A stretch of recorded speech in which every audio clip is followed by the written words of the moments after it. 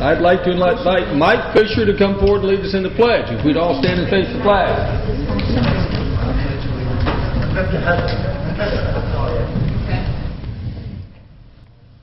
I pledge allegiance to the flag of the United States of America and to the republic for which it stands, one nation, under God, indivisible, with liberty and justice for all. I'd like to welcome you to our fifth Monday meeting, which is being held on Wednesday tonight because Monday was New Year's. Who would like to speak? Come forward, please. If you'll give us your name and address, the floor is yours. I even filled out the card. I'll give you a chance to sit down, Miss Diamond. Everybody here is going to be here? Yes, they are. Thank you. We have Councilmember DiPolito and Councilmember Eigelhart are out of town. Makes sense.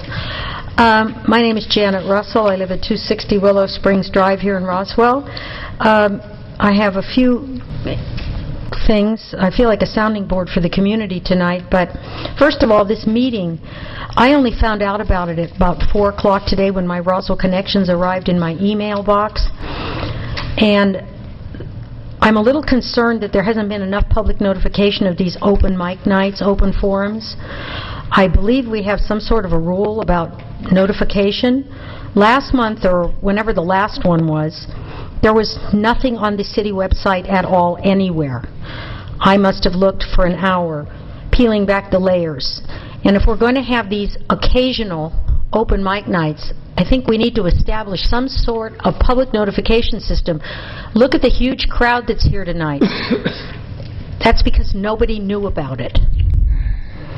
And I really have to question who's taking care of that information and getting it out. So, I went to my driveway today, and in the front driveway is this lovely article by Miss Joan Durbin. We all know Joan. County water rates going down. Of the 90,000 residents in Roswell, 66,000 get their city water. I came before you for the last year and told you we didn't need a water treatment plant. The city of Roswell doesn't need to be in the business of water. I've heard every lame excuse there was about why we have to stay in the water treatment business. And you still decided as a council to ignore the people who have to actually pay the bill, since none of you sitting up there get your water from the city of Roswell. That would be incorrect. You don't get your water. My office, which I'm the landlord of, I pay. I don't care what you pay, Jared. Mayor Wood asked you. I just wanted to, for the record, yeah, I do pay a Roswell water bill. Well, when I asked you before, you told me you got your water from the dirt, and I quote. It's my home, at my residence. That's what I had asked. My office in which I pay the utilities as the landlord. Great. When I polled you and asked individually who got their water at their homes from Roswell, only Mr. Eigelhart said that he got his water from the city of Roswell. Did you, at home, you didn't ask me, do I pay a Roswell water bill? I did. No, I didn't ask if you paid a water bill. I asked you who you got your water from, and I quote you, Mayor, you said, I get mine from the dirt. And I said, is that your way of saying you don't pay anybody for your water at home? That's okay, so all I'm saying is this. We have Mr. Mooring being quoted here as saying, we don't actually have a rate plan established for the future, but we do expect costs to increase 1.5% to 2% per year, so that at some point our rates will need to cover that. That was my whole point when I argued for the last year. No one told the 6,000 residents or 5,000 residents of this city how much we were going to get screwed for this cost. No one still not told us. But you gave us a $16.2 million debt without our permission. And you didn't put it on the ballot because you had a $13 or a $14 million bond that you wanted the voters to vote on, and you didn't want to have 16 under 14 to make $30 million worth of debt visible to the people who live in this city. That's why I brought this article in. You tell me we're going to keep Fulton County competitive? We're going to be primed for when we become Milton County? We have to save the bluff. We heard every excuse in the world. Okay, next.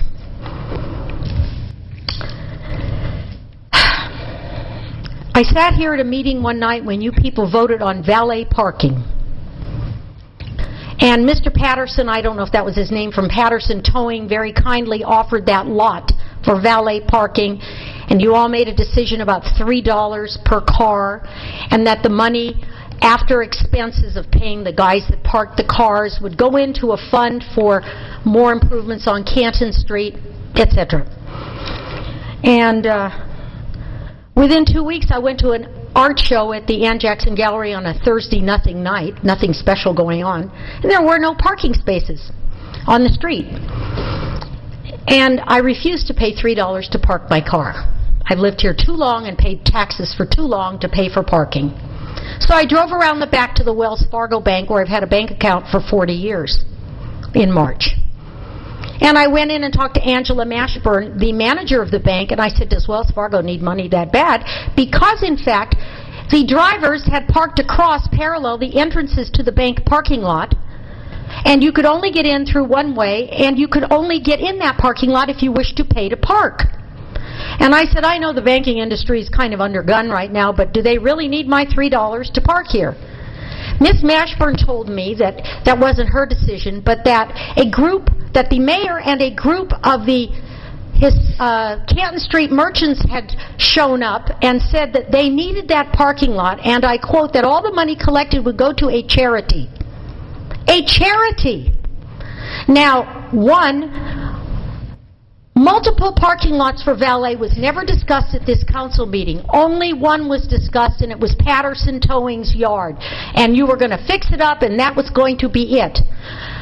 You can't drive down Canton Street now without being assailed by $3 valet parking signs everywhere. And the bank, to tell them the money's going to go to a charity, and I didn't make that up.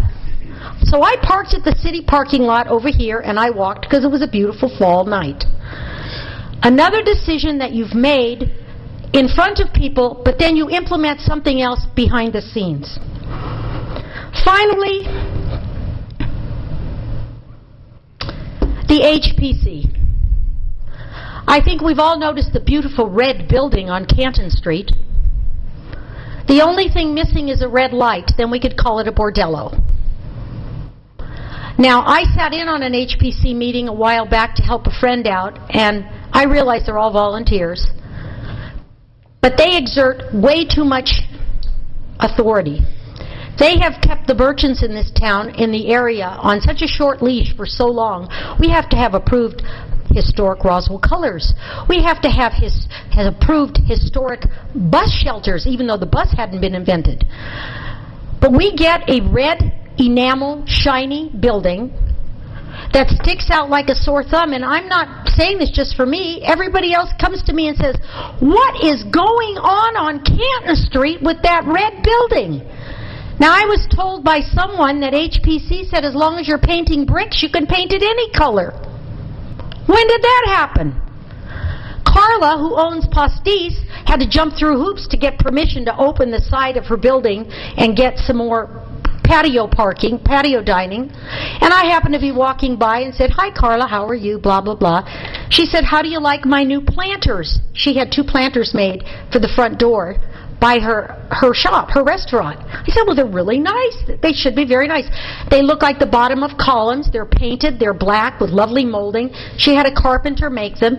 She said, HPC tells me I have to change them. I said, what? Because they're not made of wood. They're made of hardy plank. And I said, well, why would you make a planter out of wood? It'll be rotten in 2 years from water, and you get to do it again. She said, that's why we made them out of hardy plank. And that's when I looked 2 doors down and saw the tomato red building that sticks out like a boil on Canton Street. So I'm bringing that to your attention just in case none of you have noticed the red building. I don't know how HPC let that get by. It is... You see, I don't even like HPC telling people what to do. But if they're going to keep everybody else on a short leash, you can't give one person the right to become the boil. Because that's what it looks like. It's hideous. People are kind of tired. I'm letting you know, folks. People are calling me. and telling me they don't like what's going on with this city council. And I'm here to tell you that. Individually, I think you're nice people. Collectively, you're doing a lot of things behind the scenes, all of you, that the city and the citizens don't approve of. Thank you, Ms. Russell. You're welcome. How does the city notify the public of Fifth Monday meetings? Ms. Breckville? All the meetings are on the website, and Janet is right. You were right that week, the last time we had the open forum, somehow it either got removed when we were doing stuff on the website. We put them in the beginning of the year, and we just either missed that one or it technically came off somehow. We're not sure. So the policy of the council is to publish a calendar for the year. And then, of course, the agendas are all put on the website as well under Legistar, which is another place. There is no agenda for Fifth Monday. So we just we do have an agenda. Ms. Love. Yes, sir. And recently, you'll probably remember that you voted on the 2013 calendar because of the way the calendars fall. Sometimes holidays occur, such as this one, and you actually decided last year to move this meeting from Monday the 31st to Wednesday the 2nd. So most recently, you voted on the 2013 calendar. That is on the agenda. It is a matter of public record, and then Community Relations takes that and posts that. So there are a variety of ways. The fifth Monday night has been around for a while. Anytime there is a fifth Monday night, we do hold that meeting. If there was a cancellation, then that would be posted. So it occurs as a standard. So you shouldn't have to try to find it on the website. We're here on the fifth Monday night unless it's canceled, and then that would be done by council action. On the Wells Fargo Bank parking, my understanding is they have a contract with the valet. It's not through the city. It was their decision to work with the valet parking, and I have no idea where the Wells Fargo share of that valet parking goes. I don't know Mayor whether it goes to a charity or into their bank. Well, Mayor Wood, when I asked Ms. that... Russell, if you'll have a seat, I will call you after I've... Fine, because I don't want you just to give your answer. I want to be able to give you my answer back. Ms. Russell, we will give you a second opportunity to speak, but you've had your chance to speak. I'm going to hear everybody else, and then you'll have an opportunity to come back to speak. I'm just addressing facts at this time. I'm not arguing your opinions. I'm simply trying to get facts on the table. All right. So Wells Fargo, to my understanding, they have a contract with the valet parking. It's not through the city. The city does not participate at, and we don't regulate that. And I do not know where their share of the money goes. Mr. Halsey, would you describe state law regarding paint colors in historic districts? The HPC didn't have anything to do with the red of that building. State law prohibits an HPC from controlling exterior paint color, and it is not a function that they can do. They have asked us time and again, but state law does not permit that. That's not HPC. The city has nothing in place to regulate that color. Who would like to speak next? Failed to address my issue of water. I'm simply asking questions. You expressed an opinion on water, and you were entitled to that opinion. Yes, sir. Come forward, please.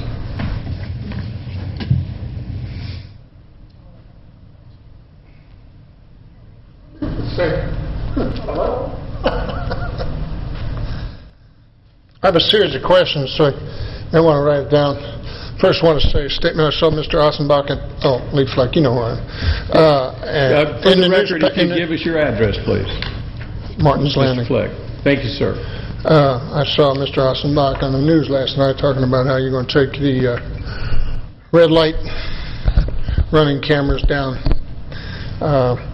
I know the initial intent was to improve the safety, but now that we're not generating any revenue, we're removing them.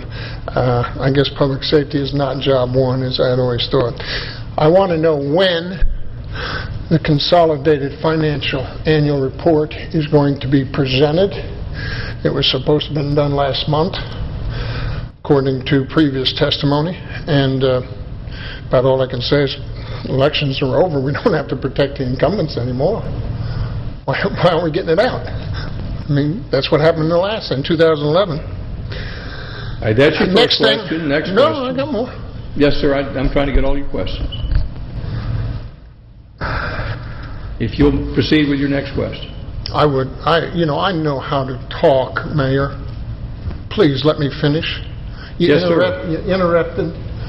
Janet, please allow me. I've got the floor technically. You gave it to me. Allow me to finish. You always told me before, get all your questions out first, and then you respond. Allow me to get them all out, please. Okay, fire station number 4. That property purchase was supposed to be resolved last month. I want to go on record that my wife did not appreciate Councilman Igelhart's response to her email that you all got, in which he said, oh, I've been out of town, and I just got back, and I noticed fire station 4 is still standing. I had to explain to my wife that that's Councilman Igelhart's morbid sarcastic sense of humor. But let me go on record that we certainly would like to find out where we're going with that, since it was included in the bond. And the last item is I want to touch on the same article that my predecessor talked about, and I really cannot believe some of the statements that were made by Mr. Moore. It says in this article, and he's quoted, and if he's here, and I don't think he is, but at any rate, he can defend him to you all. It says, we do not have an actual rate plan established. My God, I was at public meetings when the rate was established as an additional $1 per month. He goes on to say, we do expect costs to increase, and yet in the same article he says we're going to have an improvement in the economy of scale, cost of production, each gallon will be reduced. Kind of contradictory. And then last but not least, comes back to the point that costs were going to increase by 2% per year. You know, I tell you what, you ought to go back and reread the July 2009 Water Master Plan. It's exactly what it told you was going to happen back in July of 2009. And now, you went to the public, you told them that wasn't going to happen, only $1 a month, and now you're breaking the ice and saying, oh, well, what the engineers told us in 2009 was right. Okay? Now, as for the Roswell Water has won a number of awards for excellent in water production. What I have here is last year's annual water quality report from Fulton County. And I want to take a moment and I want to explain, I read the awards that they won also. The American Water Works Association Director Award in recognition of our commitment to providing the highest quality of drinking water. One of only 3 water treatment plants in Georgia to earn this honor. The American Water Works Association Partnership for Safe Drinking Water Award. The Georgia Association of Water Professionals Platinum Award in recognition of complete and consistent compliance with water safety drinking. There's a couple more, but have to do with labor and costs and things like that. So, believe me, your water's no better than the next guy's. I know from fact. I made the best water in the world. Thank you. Thank you, sir. I believe the first question was, when do we expect to have the consolidated financial reports? Ms. Love, do you know when we expect those? Yes, sir. We were waiting for the audit to be finalized, and I believe, Mr. Lee, they are doing their final review, and that the report would be ready in February?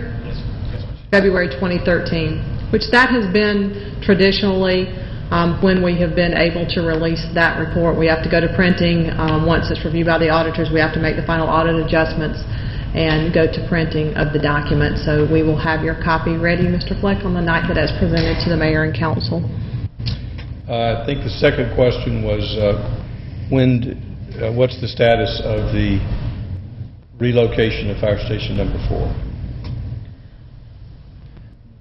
In Mr. Eigelhart's response to your wife, he had indicated that we are still in negotiation. That is correct. It had been everybody's desire for this to be completed by the end of the year, but is common sometimes in these types of transactions, the one that we're trying to finalize.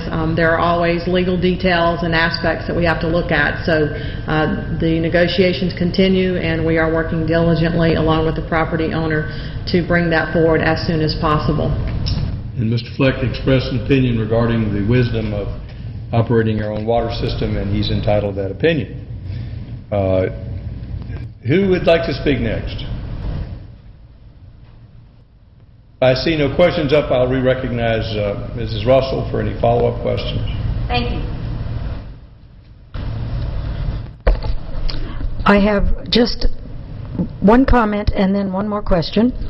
Regarding the valet parking at the Wells Fargo Bank, I will go to the bank tomorrow and I will find out why they are charging money. I feel like the city exerted, or the Merchants Association exerted influence on that bank to tell them they had to cooperate. If in fact they tell me that that money, that they were told that that money is to go to a charity, I'm going to find out who told them that they had to do that. And I will be sure to contact each one of you and let you know that, because there is no reason why we have to have this much valet parking when only one lot was approved by this council, and I was at that meeting when it happened. Secondly, I believe that you're coming up to approve a contract for the AstroTurf or artificial sports turf, whatever you call it, that was financed through the bond that was on the ballot. Could you please tell me what date that is going to be approved? Ms. Love, do you have that answer? Yes, sir. It will be on the January 14th Mayor and Council meeting agenda. January 14th, okay?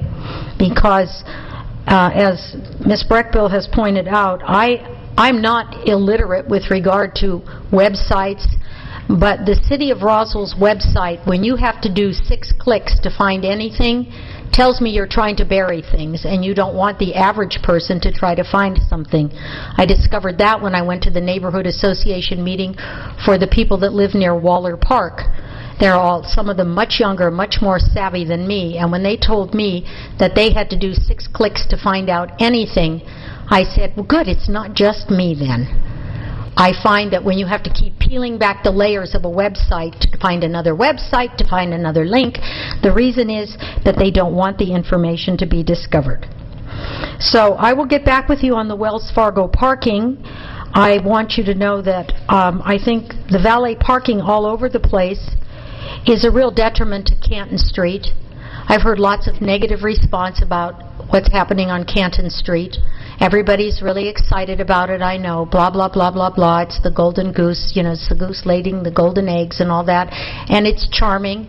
But in my professional opinion as a tourism consultant, I'm going to tell you that it's going to strangle itself. And the fact that you took MARTA offset money and are going to spend twice as much money connecting a sidewalk to this City Hall and creating sidewalks within the grounds of City Hall than you spent on all of the bus shelters in this town with MARTA money is a personal offense to me and to any MARTA user. You had $457,000 left in the MARTA offset account based on the newspaper article that you voted to use to create a sidewalk so that people could get to Canton Street. But you only used $250,000 of the MARTA money, of which was $1,645,000, to actually create shelters from the storm and from the heat for people. As I was told by many people in the last month, you need to understand the City of Roswell really doesn't want MARTA here, Janet. You need to get that through your head. It's just window dressing when they do something. One last thought. We have this beautiful senior center over there at Oxbow and Grimes Bridge, and I'll just make you laugh a little bit, the irony of it. By definition, it's a senior center. It's supposed to enable people as they get older to continue and have a high quality of life, and it's beautiful. I knew John Cohen when he first came up with the idea. He was a dear friend. I missed him this Christmas. We used to spend Christmas Eve together all the time, our families. However, the irony is you have this beautiful facility which you're now going to build a therapeutic pool for people getting older, and the only way you can get there is if you can drive a car. Once your ability to not drive a car is over, you can't get to the very senior center that's supposed to keep your life happy. For the record, the city of Roswell does support MARTA, and we have been, for as long as I've been mayor, we've always been positive about MARTA and have supported MARTA, not just me, but the council and the staff. So I'm not sure who you spoke to, but you didn't speak to the mayor and council. Does anyone else wish to speak? If not, if I don't hear from you, we're adjourned. We're adjourned. Welcome here.